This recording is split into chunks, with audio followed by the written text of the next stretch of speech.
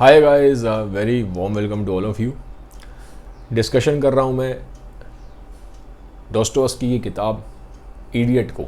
तो पहला पार्ट मैंने ऑलरेडी बना दिया है, अगर आपने नहीं देखा है तो पहले पहला पार्ट देख लीजिए, क्योंकि बिना उसके कहानी आपको समझ में नहीं आएगी।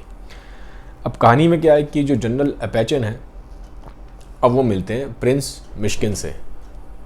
अब जनरल अपैचन की थोड़ा पर्सनैलिटी समझ लेते हैं, फिर हमें ज़्यादा कनेक्ट कर पाएंगे। जनरल अपैचन बड़े स्मार्ट बंदे हैं, पढ़ाई बहुत ज़्यादा नहीं करी है, पढ़ाई लिखाई ज़्यादा नहीं करी है, और वो इस चीज़ को जानते भी हैं और इसको बड़ा क्लेवरली छुपाते हैं। तो स्मार्ट हैं, बिजनेस माइंडेड हैं, वो जानते हैं कि कहाँ पे उनको स्टेप आगे लेना है, कहाँ पे उनको स्टेप पीछे लेना है, और उनको उस चीज़ की बड़ी दिमाग में उनके रहता है, ख्याल रहता है कि नेटवर्किंग उनकी बड़ी अच्छी होनी चाहिए। सोशल नेटवर्किंग बड़ा ज़ोर डालते हैं और उन्होंने सोसाइटी में अपनी बड़ी अच्छी रेपुटेशन बना रखी है। 55 साल के आसपास इनकी एज है, बड़े हेल्दी हैं, बड़े स्ट्रॉन्ग हैं, पर्सनैलिटी बड़ी दमदार सी है।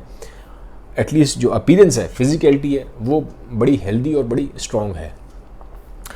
ठीक है, लेकिन डिस्पाइट एवरीथिंग पर्सनल लाइफ में कुछ वल्नरेबिलिटीज़ हैं, वहाँ कुछ गैप्स दिखाई देंगे, वहाँ कुछ इम्परफेक्शंस हमें दिखाई देंगे जैसे हम कहानी में आगे बढ़ेंगे। ठीक है, तो ये है। अब जनरल अपैचन जो है वो बात कर रहे हैं इससे, प्रिंस मिश्किन से, तो उसकी पूरी कहानी सुनते हैं। वो बताता है कि ऐसे ऐसे मैं जो आपकी वाइफ हैं, जो मिसेस अपैचन है, मैं उनका दूर का रिश्तेदार हूँ और मैं यहाँ से गुज़र रहा था तो मुझे लगा मैं सिर्फ आपसे मिलने आ जाता हूँ, क्योंकि रिश्तेदार हैं तो मैं मिलने आ गया। अब जनरल अपैचन को ये बात समझ में नहीं आती। उनको लगता है यार कोई भी आदमी जो है किसी मतलब से आता है, बिना वजह कोई ऐसे कौन आता है आज की डेट में किसी से मिलने के लिए। तो उनको लगता है या तो ये पैसे मांगने आया है, या ये चाहता है इसके पास कोई घर बार तो है नहीं, ठिकाना है नहीं, बस खाली एक पोटली लेके आ गया है। उनको लगता है ये मेरे घर में किराए पे रहना चाहता है, या कुछ चाहता है किसी तरह से मैं इसको अपने घर में कहीं रख लूँ, एक कमरा दे दूँ। उनको ऐसा लगता है कोई मतलब से आया है। पर वो कहता नहीं नहीं, मैं मतलब से नहीं आया, मैं तो बस ऐसे ही आया था, क्योंकि वो रिश्तेदार है मेरी, सिर्फ मैंने सोचा उनसे मिल लेता हूँ, और अगर आप मुझे ऑफर भी करेंगे अपने घर में रुकने का तो मैं नहीं रुकूंगा, क्योंकि ये मेरे प्रिंसिपल्स के अगेंस्ट है। और एक्चुअल में मैं आपसे कुछ सलाह लेने आया था, क्योंकि आप बड़े मैच्योर और समझदार हैं। अब पूरे कॉन्वर्सेशन में मालूम नहीं पड़ता एग्जैक्टली कि वो सलाह लेने क्या आया था। वो कहता है मैं एडवाइस लेने आया था, बट पता नहीं चलता एडवाइस लेने क्या आया था, क्लियर नहीं होता। खैर, उसकी जब वो बातें सुनते हैं जनरल अपैचन, तो उनको लगता है सच में यार ये बंदा बड़ा इनोसेंट सा है। धीरे धीरे वो उसको पर्सनैलिटी को उसकी समझ जाते हैं कि ये शरीफ आदमी है, इनोसेंट आदमी है। तो उससे कहते हैं कि अच्छा एक काम करो, तुम्हें कुछ तो आता होगा। वो सोचते हैं से कुछ नौकरी दिलवा देता हूँ, कहीं इसको मैं फिट करा देता हूँ, नौकरी कर लेगा, 4 पैसे आएंगे तो अपना गुजारा कर लेगा, रह लेगा।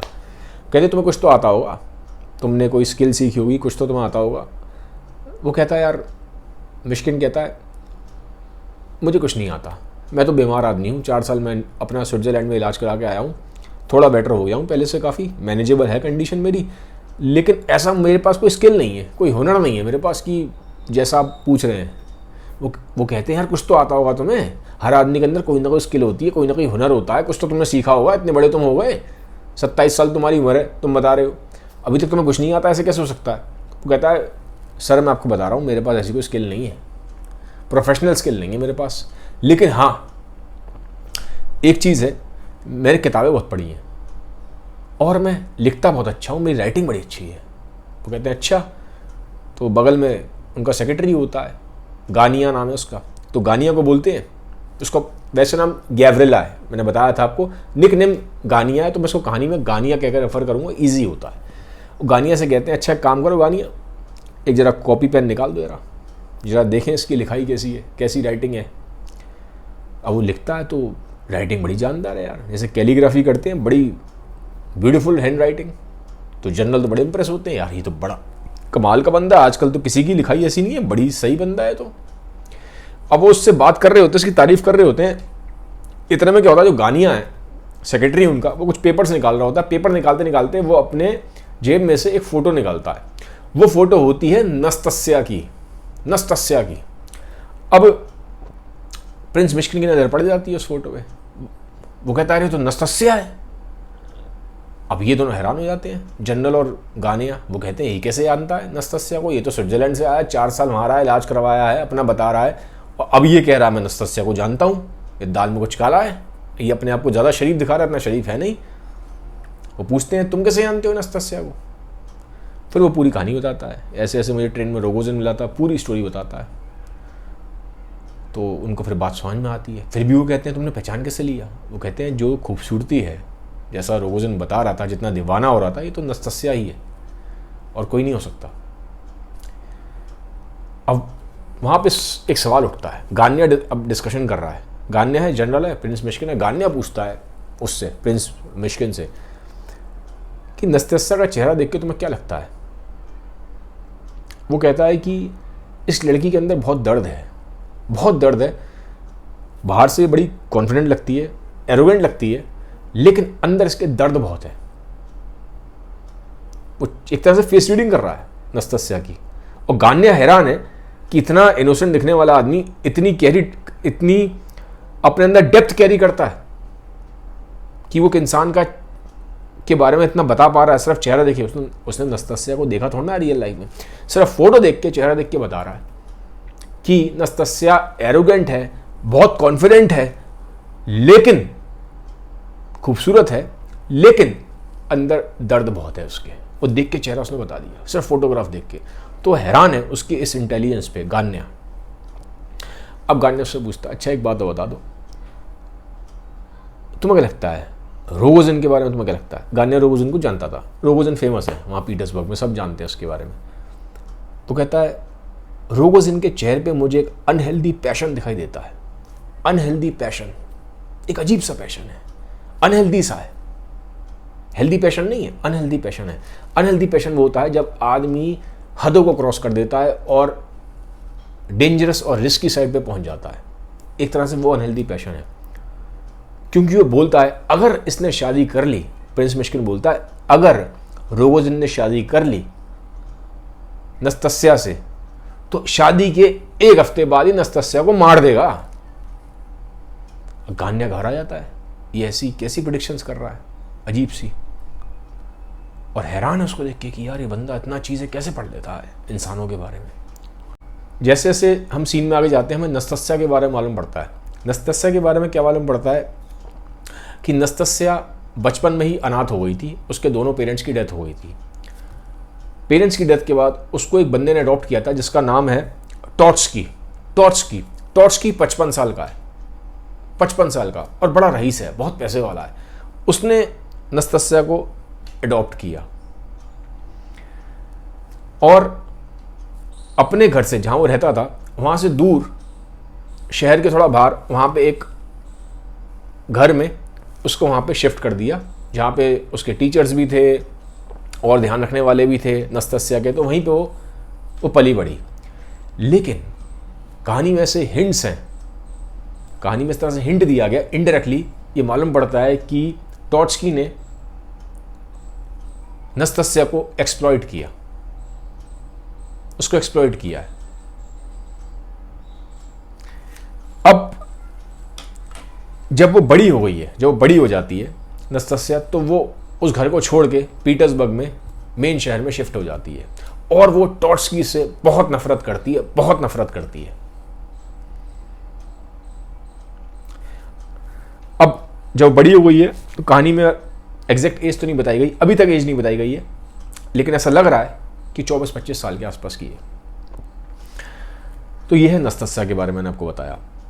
अब जो टॉट्स्की है, पैसे वाला है, बहुत रईस है, 55 साल का है, ये जनरल अपेचिन का दोस्त है, और ये जनरल अपेचिन की लड़कियों को जानता है, 3 लड़कियों को जानता है। एक से शादी करना चाहता है, सबसे खूबसूरत लड़की से। सबसे खूबसूरत कौन सी है? सबसे खूबसूरत है अगल्या। अगल्या जो है सबसे छोटी है, 20-21 साल की है, वो सबसे खूबसूरत है। लेकिन जब घर में डिस्कशन होता है, क्योंकि इनके घर में डिस्कशन बहुत होता है, 3 बहनें हैं, जनरल अपेचिन की 3 लड़कियां हैं, जनरल अपेचिन की 3 लड़कियां हैं। सबसे छोटी है अगल्या, सबसे खूबसूरत वही है। सबसे बड़ी जो है वो अलेक्जेंड्रा है, वो 25 साल की है। जो बीच वाली है वो 23 साल के आसपास की है। तो तीनों लड़कियां बहुत स्मार्ट हैं, बहुत समझदार हैं, बहुत अच्छे से उन्होंने बुक्स को पढ़ा है, चीज़ों को समझती हैं, डिस्कशन करती हैं और एक दूसरे के लिए सेक्रीफाइस भी कर सकती हैं, क्योंकि आपस में बहनें बहुत प्यार करती हैं। तो जब ये बात उठ के आती है कि ट्रॉट्स्की शादी करना चाहता है, क्योंकि ट्रॉट्स्की को जानता था, जनरल एपेचिन की पूरी फैमिली को जानता था, इन तीनों लड़कियों को भी जानता था, जब ये बात निकल के आती है कि वो शादी करना चाहता है, तो अब ये उठता है मैटर की शादी करेगा किससे, क्योंकि वो तो लाइक करता है सबसे खूबसूरत लड़की को, तीनों खूबसूरत है लेकिन सबसे खूबसूरत अगल्या है, उसकी खूबसूरती के बारे में पूरे पीटर्सबर्ग में चर्चे हैं। और ये लोग सब जानते थे, कहानी में ऐसा बताया गया, ये सब जानते थे कि जो ट्रॉट्स्की है वो बड़ा ही सेंसुअल नेचर का इंसान है, ठीक है, और जो ब्यूटी से बड़ा अट्रैक्ट होता है, तो अगल्या की ब्यूटी से पे बड़ा फ़िदा है। लेकिन जब वो तीनों बहनें आपस में डिस्कशन करती हैं तो डिसाइड ये होता है कि अगल्या शादी नहीं करेगी उससे, उसकी शादी सबसे बड़ी लड़की से होगी, अलेक्जेंड्रा से, जो कि 25 साल के आसपास है। अब जो जनरल एपेचिन है वो बड़े खुश होते हैं, क्योंकि ट्रॉट्स्की उनका दोस्त है और वो तो उसमें अपॉर्चुनिटी देख रहे थे कि यार बड़ा पैसे वाला है, बड़े अच्छे घर में शादी हो जाएगी, बड़े नामी गिरामी घर में शादी होगी, पैसा ही बहुत है, तो वेल ऑफ होगा, मेरे भी जो कनेक्शंस हैं अभी तो दोस्ती के हैं, फिर वो रिलेशनशिप में कन्वर्ट हो जाएगा, शादी हो जाएगी लड़की की, ठीक है, तो बॉन्ड और स्ट्रांग हो जाएगा उनका। तो वो अपने हिसाब से सोच रहे हैं कि सोसाइटी मेरा ओहदा बढ़ेगा, मेरी रिस्पेक्ट बढ़ेगी, उस तरह से सोचते हैं। तो अब होता क्या है, तो ये डिसाइड हो जाता है, जनरल एपेचिन बता देते हैं ट्रॉट्स्की को कि अगल्या से तो तुम्हारी शादी नहीं हो पाएगी, लेकिन सबसे बड़ी लड़की अलेक्जेंड्रा से तुम्हारी शादी हो सकती है। ट्रॉट्स्की राजी हो जाता है। अब वो ख्वाब देखने लगता है कि हाँ मेरी शादी होगी उससे। अब जब ये बात होती है शादी की, तो ये अराउंड तब ये 50 साल का है, कहानी में इस टाइम 55 का है, लेकिन कहानी पीछे 5 साल चल रही है, समझिए इस चीज़ को। अभी ये 55 साल का है, लेकिन कहानी में ये दिखाया गया जब ये शादी की बात करता है ना कि मुझे शादी करनी है अलेक्जेंड्रा से, तो ये 50 साल का है, तो कहानी 5 साल पीछे जाती है। तो जब ये 50 साल का है, जब ये इसने इस तरह से डिसाइड किया कि मैं शादी करूंगा, तो वहाँ पे नस्तस्या इंटरफेयर करती है। नस्तस्या इसके घर में पहुँच जाती है सीधा, डरती नहीं है इससे बिल्कुल, बड़ी बेबाक है वो, डरती वरती नहीं है, बेधड़क है, पहुँच जाती है और उससे कहती है कि मुझे मालूम पड़ा तुम एपेचिन की सबसे बड़ी लड़की से शादी करना चाहते हो। वो कहता है हाँ ये बात तुमने ठीक सुनी है, लेकिन घबराता है उसको देख के। नस्तस्या से बहुत घबराता था वो। नस्तस्या उससे बहुत नफरत करती थी और बड़ी डेयरिंग बंदी है वो, बड़ी बोल्ड है वो, केयर फ्री एटीट्यूड दिखाया गया। वो कहती है मेरे होते तुम्हारी शादी नहीं होगी उससे, मेरे होते तुम्हारी शादी नहीं होगी। वो पूछता है क्यों, तुम्हें क्या तकलीफ है? भाई तुम्हें मैं क्या कह रहा हूँ? वो कहती है तुम मुझे कुछ नहीं कह रहे, लेकिन मेरी मर्जी है, मैं शादी नहीं होने दूंगी ये, क्योंकि अब मेरे हंसने का टाइम आया है। अब एक तरीके से बदला ले रही है। मैंने आपको बताया था ट्रॉट्स्की ने उसको एक्सप्लॉइट किया है और पॉसिबली फिजिकली एक्सप्लॉइट किया था। उसका नफरत है, बहुत ज़्यादा नफरत है ट्रॉट्स्की को लेके। तो अब वो एक तरह से बदला लेना चाहती है। वो बोलती है कि कोई ऐसी एग्जैक्ट वजह नहीं है, लेकिन अब मेरे हंसने का टाइम आ गया, क्योंकि अब वो देखना चाहती थी कैसे तड़पेगा ये जब शादी नहीं होगी ना इसकी उससे, अलेक्जेंड्रा से कैसे तड़पेगा। तो इसलिए वो देखना चाहती थी कि जितनी सफरिंग इसने मुझे दी, अब ये इस सफरिंग को बियर करेगा खुद। तो ये बात बोलती है। अब जो ट्रॉट्स्की है वो नस्तस्या से बहुत घबराता है। उसको उस चीज़ का डर नहीं है कि शादी के मंडप पे कोई मुझे मार देगा या कोई मुझे सच में बहुत नुकसान पहुंचाएगा, इस चीज़ की टेंशन नहीं होती उसको। वो उस चीज़ से डरता है कि कहीं ऐसा हो गया, कहीं नस्तस्या आ गई, वहाँ कुछ बवाल खड़ा कर दिया, कुछ बहुत बड़ा ड्रामा क्रिएट कर दिया, तो मेरी बड़ी मजाक उड़ जाएगी यार, बड़ी जग हंसाई होगी, मतलब लोग मेरे पे बहुत हंसेंगे, मजाक उड़ेगा। इस चीज़ से बहुत घबरा रहा है। इससे नहीं घबरा रहा है कि वो फिजिकली असॉल्ट कर देगा कोई उसको वहाँ पे शादी के मंडप में, कोई उसे मार देगा, कोई पीट देगा, इससे घबरा नहीं रहा वो, ठीक है, मारा पीटी से और उससे नहीं घबरा रहा कोई उसको मार देगा। इससे घबरा रहा कहीं कल को मान लो जी नस्तस्या वहीं पहुंच गई और उसने पब्लिकली वहाँ पे कोई एक ड्रामा क्रिएट कर दिया, सारी पोल पट्टी खुल गई, बड़ी बेइज्जती होगी उसकी। इस चीज़ से उसके अंदर घबराहट है, डर है कि लोग फिर कैसे मजाक उड़ाएंगे मेरा। और तो नस्तस्या से डरता है और वो जानता ही नस्तस्या किसी चीज़ की फिक्र नहीं करती, उसे किसी चीज़ की टेंशन नहीं है, उसको अपनी इमेज की भी टेंशन नहीं है। वो नहीं डरती इन चीज़ों से कि लोग क्या कहेंगे, ये क्या कहेंगे। बड़ी केयर फ्री और बड़ी बोल्ड और मतलब बड़ी धाकड़ है वो। तो घबराता है, उससे घबराता रहता है और 5 साल तक घबराहट रहती है उसके अंदर। 5 साल तक शादी नहीं कर पाता। जनरल पेशेंट पूछते हैं भाई क्या हुआ शादी का, शादी करनी है करो यार, जल्दी करो, छुट्टी करो, लेकिन वो घबरा रहा है, कर ही नहीं पा रहा, उसको डर है, नस्तस्या का डर है। तो रातें की नींद उड़ जाती है उसकी नस्तस्या के ख्याल से ही, डरता है वो, बहुत डरता है उससे। तो होता क्या है,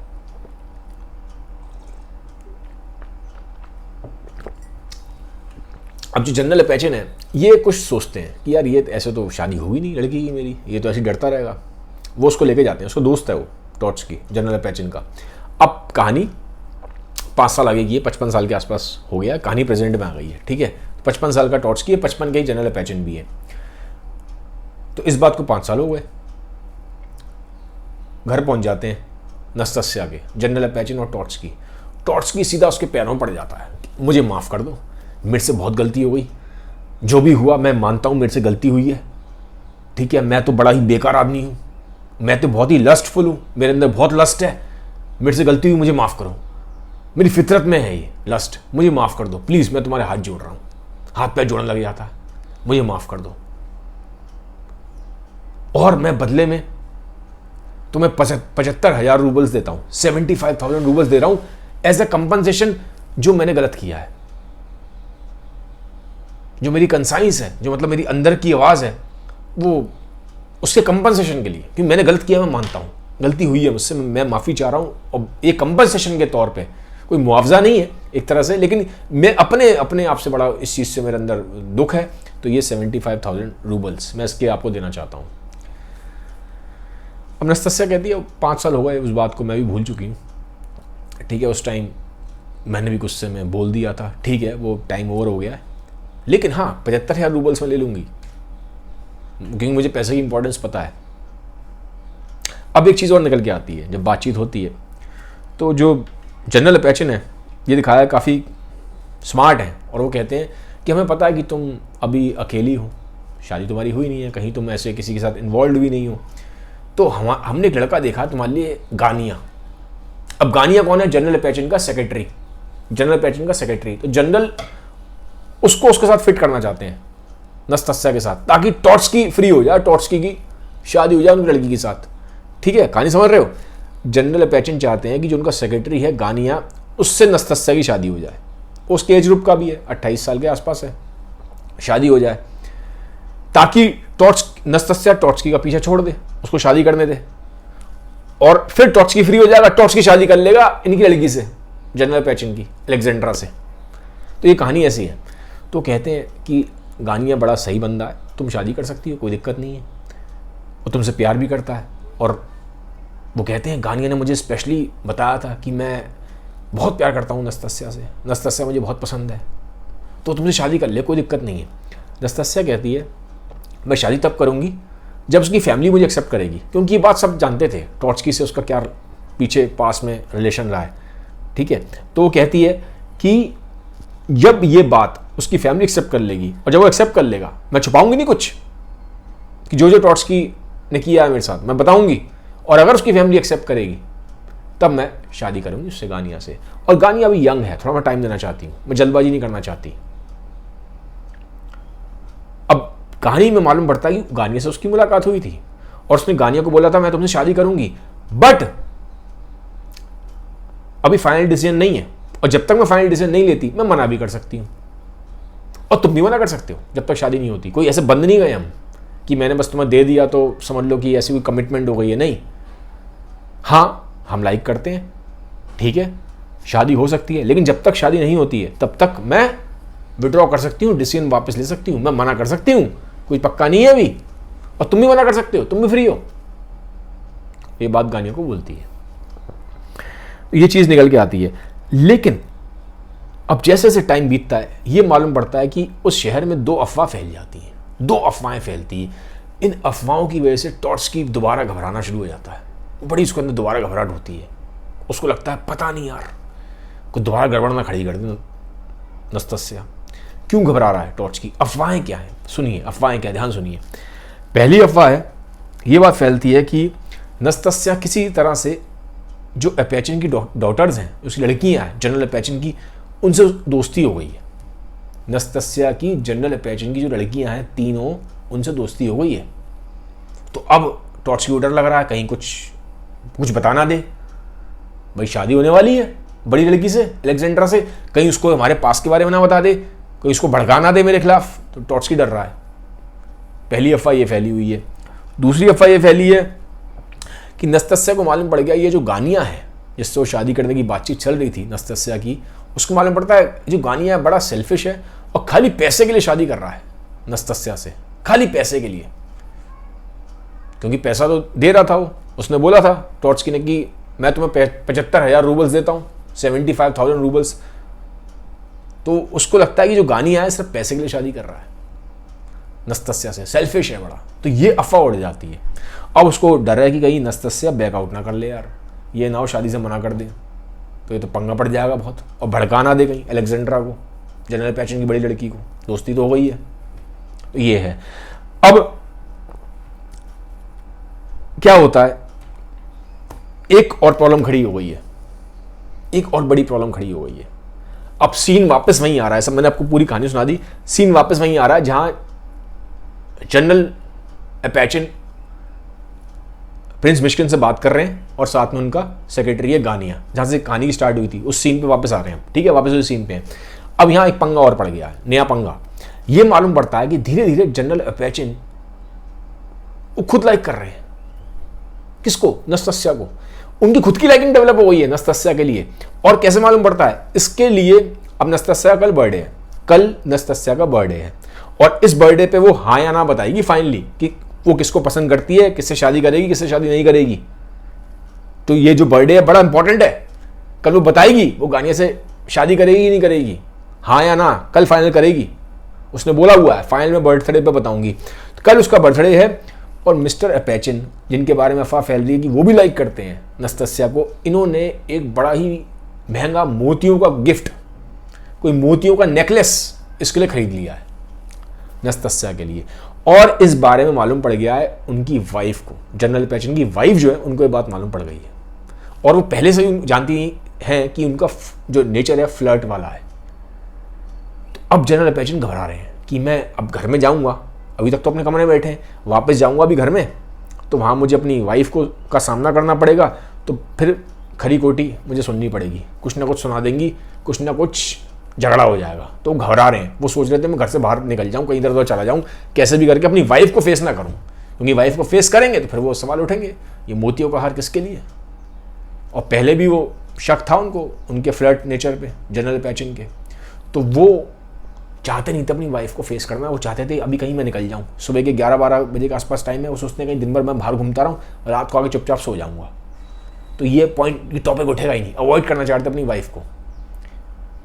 और अब इतने में प्रिंस मिशिगन भी आ गया, तो कहते हैं तो बहुत ही बढ़िया हुआ यार, किस्मत मेरी चमक गई। क्योंकि अब वो क्या करेंगे, वो चाहते हैं जो प्रिंस मिशिगन है उसको मिलवा दूं मैं अपने घर वालों से, ताकि वो लोग उसमें बिजी हो जाएं। भाई वो कह रहा है मैं रिश्तेदार हूं आपकी बीवी का, तो मैं मिलवा दूंगा, तो उनसे बातचीत करती रहेंगी, टाइम निकल जाएगा, मैं बच जाऊंगा। तो बड़े खुश हुए कि प्रिंस मिशिगन आ गया है।